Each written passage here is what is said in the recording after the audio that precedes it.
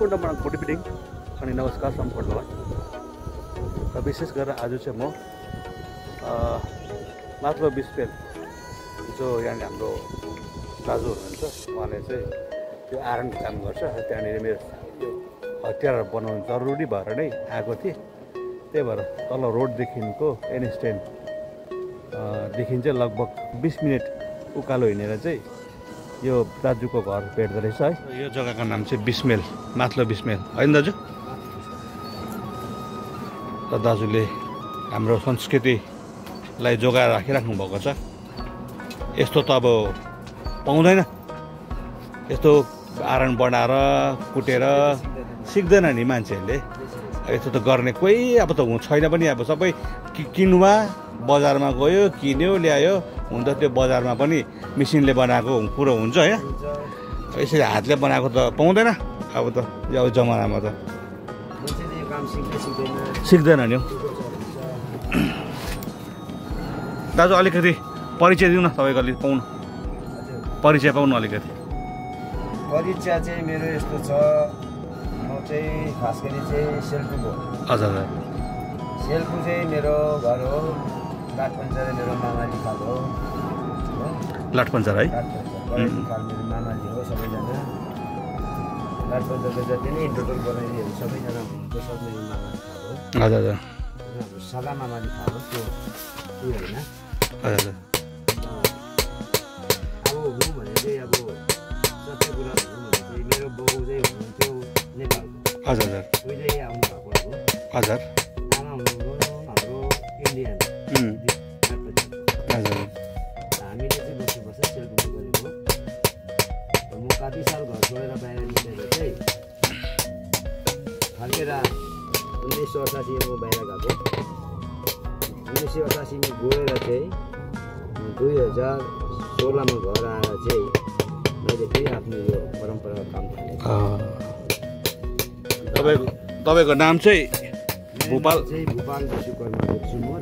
रसाइली है? विश्वकर्मा देख्छु। हजुर हजुर, भोपाल विश्वकर्मा मेरो नाम हो। मेरो आमाको नाम पूर्णिमा विश्वकर्मै भयो। हजुर, बाउको नाम पूर्णबाबु विश्वकर्मा। दाजुहरू हुनुहुन्छ 2 जना, एउटा सिर्कुमा हुनुहुन्छ। परम गर्ने मान्छेलाई कोही पूजाको आवश्यकता छैन। अघि मैले भनिहालेँ कि छोरा मान्छे हो, छोरा मान्छे यस्तो गरेर जे गरेर पनि पऱ्यो, पाल्नै पर्छ। त्यो तिमीले चोर, ढाँट, कमाउ, लेबर गर, जेसै गर, तर पाल्नु चाहिँ परै पऱ्यो। परिवार चाहिँ हेर्नै पऱ्यो। किन परिवारको लागि चाहिँ हामी मान्छौँ त। फेरि यस्तो हो, छोरी मान्छेले जेसुकै भए पनि जसुकै भए पनि छोरा मान्छेलाई अब एउटा घरको परिवारलाई पढ्नु लागि किचनभित्र गर्नै पऱ्यो। ओके, जस्तै पढे लेखा होस्, एमए बिए पास गरेको होस्, या जो मात्रै पास गरेको होस्, किचनको काम सम्बन्ध उसको कर्तव्य हो। परिवारलाई मिलाउनु, घर हेर्नु, इष्टमित्र हेर्नु, आगो गएकोलाई हेर्नु, चेलीबेटीको काम हो। त्यो चाहिँ उसले गर्ने उनको कर्तव्य हो। काम त सानोदेखि गर्नुभएको होला? यो काम चाहिँ मैले सानोमै बाउ बाजेको पालोमै सिकेको। म त सेल्पुमा हुँदाखेरि नै? सेल्पुमा हुँदाखेरि खास गरी चाहिँ यो काम सिकेको चाहिँ मैले बाजेको हातबाट।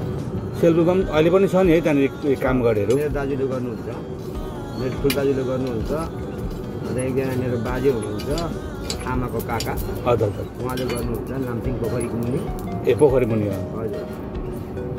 अन्त यो कामको सिकाइ चाहिँ भाइ मेरो 12 सालको मैले सिकिसकेको थिएँ। 12 आम्मामा, धेरै सानोमा सिक्नु भयो है? सिप चाहिँ लगभग भयो 32-33 वर्ष भयो सिकेको? बेसी भयो। कति पुग्नु भयो अहिले? मैले 50 पुगेँ त। 50 पुग्नु भयो है? म भन्दा 10 वर्ष ठुलो रहेछ।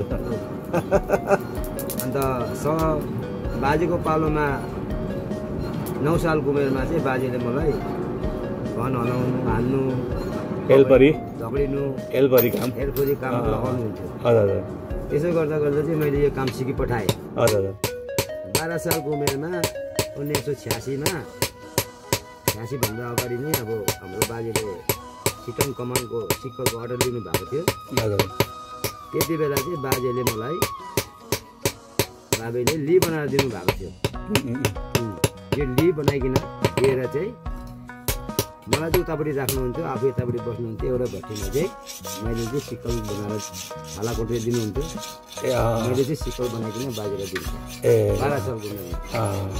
त्यहाँदेखि चाहिँ त्यो 600 सिक्कलको अर्डर पुरा हुनेजेल चाहिँ मैले बाजेसँग पुरा काम गरेँ। त्यहाँ त कमानमा हजुर कमानको कमानमा त त्यहाँ काम गर्नै पर्छ त्यो है, चाहिन्छ अर्डर हुन्छ। अन्त त्यहाँदेखिको 86 सकेपछि 87 मा म घरबाट निक्लेँ। हजुर निक्लेर सिक्किम ल्यान्डमा काम गरेँ भन्दाखेरिको टाइममा। हजुर एसएनटी गाडीमा म सानोमै काम गरेको। काम गर्दै जाँदाखेरि चाहिँ 87 मा राजीव गान्धी मरेर चाहिँ हडताल भयो। हजुर त्यति बेला म घर आएँ। त्यहाँदेखि घरमा आएर फेरि 1 साल बसेर चाहिँ 88 मा चाहिँ म घरबाट निक्लेको। त्यहाँदेखि चाहिँ म दिल्ली अब नेसनल पर्मिट गाडीमा हिँड्नु लागेँ। हजुर 12-13 सालको उमेर थियो होला मेरो। हजुर यसो गर्दै गएर चाहिँ ठुलो भएर अब गाडी पनि सिकियो, गाडी पनि चलाइयो। चलाउनुहुन्छ गाडी पनि? हजुर। तर पछि गएर चाहिँ 12 साल पछाडि घर आउँदाखेरि चाहिँ मैले केही पाइनँ घर। बुझिहाल्नुहोस् केही पाइनँको अर्थ के पाइनँ मतलब अब तपाईँको सोर्स के पनि मतलब तपाईँको डिपोजिट केही पनि छैन? डिपोजिट केही छैन। डिपोजिट प्लस तपाईँको सबै छोडेर सम्पत्ति एकदमै रित्तो। आमा बाबै त ठुलो सम्पत्ति हो। र अहिले चाहिँ काम कुरो सकियो, हतियारहरू बनाइसकेँ र घर फर्किँदैछु। र दाजुसँग बात गर्नु रमाइलो लाग्यो है। र भक्कु छ, गाँठमा छ, हतियारहरू पनि बनाउन आएको थिएँ। गाँठमा छ हतियारहरू पनि। र सकेर चाहिँ फर्किँदैछु। एकदम रमाइलो भयो आज र दिन है। र भिडियोहरूलाई हेरिदिनु होला, जति पनि अपलोड गरेको भिडियोहरू छु है, त्यसलाई विशेष गरेर अब सब्सक्राइब गरिदिनु होला। अब युट्युबको भिडियो त बनाइन्छ, त्यही हो अब माया चाहिँ युट्युबरको माया चाहिँ सब्सक्राइबर नै हो है। सब्सक्राइबर बढोस् भनेर चाहन्छ युट्युबरले। र सब्सक्राइब गरिदिनु होला, भिडियोलाई लाइक सेयर कमेन्ट गरिदिनु होला, के कसो प्रतिक्रिया दिनु होला भन्दै भिडियोको अन्त गर्दछु है। सबैजनालाई गुड बाई।